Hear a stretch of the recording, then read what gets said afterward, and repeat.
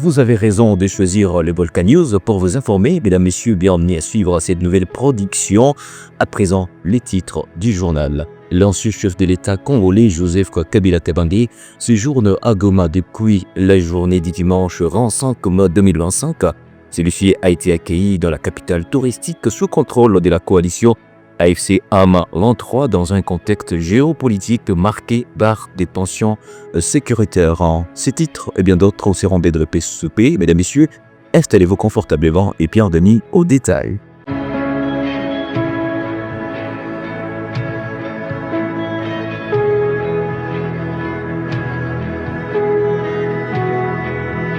Joseph Kabila Kabange, ancien président de la République démocratique du Congo, est arrivé à Goma dimanche 25 mai 2025, faisant suite à son adresse à la nation tenue le vendredi 23 mai 2025.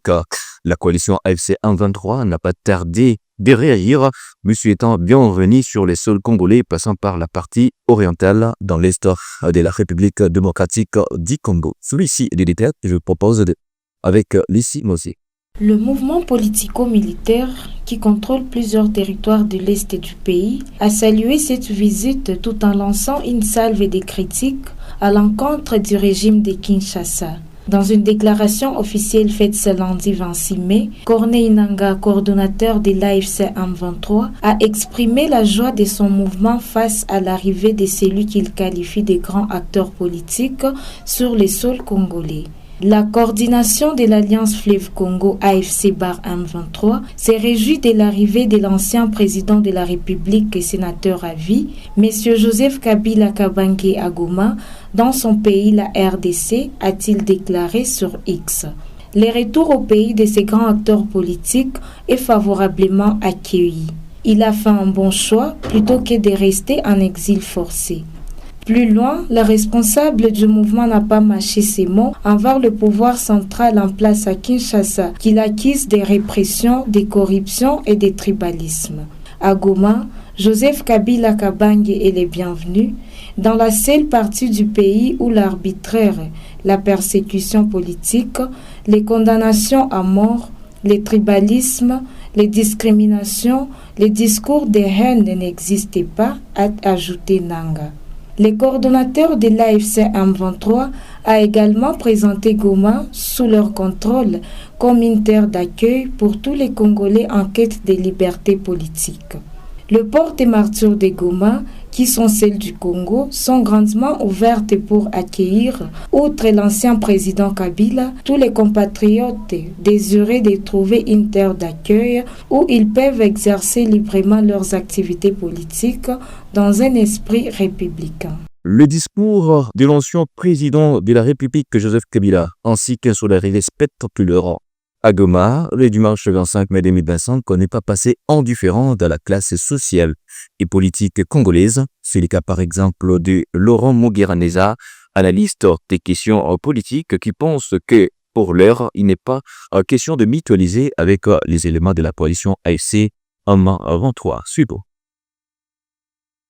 Pendant que les efforts des Nations Unies, les efforts de Doha, les efforts de l'Afrique, de l'Afrique convergent vers le rétablissement de la paix et la signature d'un accord entre le Congo, la République démocratique du Congo et le Rwanda, nous avons regretté cette sortie médiatique qui vise à déstabiliser encore ou à légitimer la rébellion du M23 AFC, et ce qui matérialise sa promesse, c'est son arrivée justement à Goma, la partie est qui est sous menace de la AFC, qui est sous menace de l'agression rwandaise. Comment comprendre son arrivée à Goma?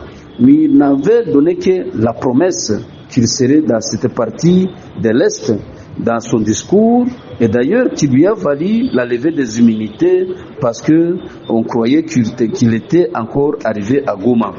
Et son arrivée à Goma, pour nous percevons comme un appui légitime. C'est-à-dire, il veut légitimer la rébellion. Et sur un ancien président de la République, arrive au niveau où il peut être en connivence avec la rébellion du peuple qu'il a dirigé, nous n'avons que les yeux pour pleurer et nous pensons que le leadership africain continue toujours à être sali. Les sympathisants de la famille politique de l'ex-président se réjouissent à leur tour de l'arrivée de Joseph Kabila à Goma, malgré la situation sécuritaire qui prévaut à l'est de la République démocratique du Congo. Celui-ci, Jerry Kanida, membre du PPRD, qui salue cette arrivée. Kwanza karibu sana hapa kwetu Goma, papa Joseph Kabila Kabange. Tulisikia sebote na kisi ulianose wewe peke kama utafika Goma. Ulifika Goma deja watu ta Goma wote wanafurahi kusikia ki Rais Joseph Kabila Kabange iko Goma. Karibu tena sana, karibu hapa kwetu Goma. Alors paka saa hii yeye benye papa Joseph Kabila Kabange atasema si bote tuko tunachunga benye papa atasema, na ya muhimu benye tunajua ki papa alifika, si bote tunafurahi arriver ya papa Joseph Kabila Kabange hapa Goma. Aux guerres d'agression dans l'est de la République démocratique du Congo, Kinshasa rejette les accusations de Kigali sur les rapatriements des réfugiés rwandais. Le vice-premier ministre, ministre de l'Intérieur, Jacquemain Chabani, a rejeté catégoriquement ces accusations, les qualifiant d'inexactes et trompeuses. Suivez.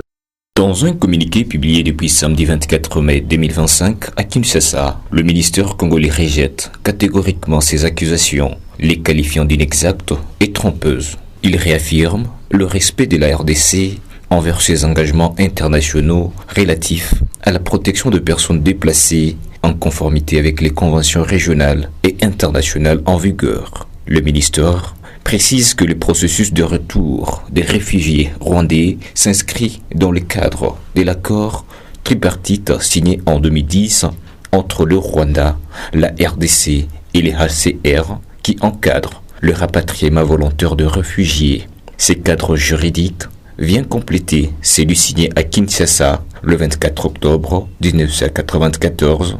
Selon les autorités congolaises, ce retour se fait de manière volontaire, libre et continue avec l'appui logistique du Haut Commissariat pour le réfugié HCR. Contrairement aux allégations de Kigali, le réfugié rwandais concerné avait été dûment identifié, recensé et signalé aux autorités rwandaises dans le cadre de la tripartite RDC-HCR Rwanda. Et pour mettre un terme à cette édition du journal, depuis une semaine, les autorités du M23 qui contrôlent la ville de Goma, chef-lieu du Nord Kivu, ont interdit à plus d'une vingtaine d'entreprises leurs activités de gestion des déchets ménagers.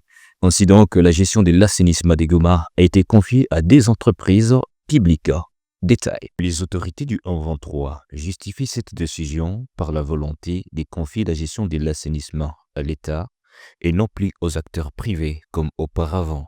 Les entreprises jusque-là chargées de la collecte de déchets regrettent cette mesure, se disant impuissantes face à ces changements. Leurs responsables dénoncent un retour en arrière de 20 ans dans les secteurs de l'entrepreneuriat et des solutions innovantes pour l'assainissement et la protection de l'environnement. Ils rappellent que Goma était devenue une référence provinciale grâce au dynamisme du secteur privé impulsé par des initiatives locales lancées en 2008. Parmi ces entreprises, la société BSC, apprécieuse des habitants pour la qualité de ses services, conforme aux normes internationales, a également été contrainte de suspendre ses activités. Comme d'autres, BSC a dû placer l'ensemble de ses employés, soit une vingtaine de personnes, en chômage technique, privant ensuite plusieurs familles de revenus et aggravant la précarité. Goma compte environ 2 millions d'habitants repartis dans 18 quartiers. De nombreux citoyens s'interrogent sur la capacité des nouvelles entreprises à assurer la couverture totale de la ville qui s'étend sur 125,7 km² avec une densité de 17 378 habitants par kilomètre carré. La gestion de déchets ménagers représentait une opportunité économique pour les entrepreneurs locaux, notamment à travers le recyclage, la transformation en compost ou biogaz, ainsi que la création de produits artisanaux ou des designs. Voilà ce qui met complètement fin à cette édition du journal. Mesdames et messieurs, merci à vous de nous avoir suivis. Portez-vous bien, vous et le vôtre. Au revoir.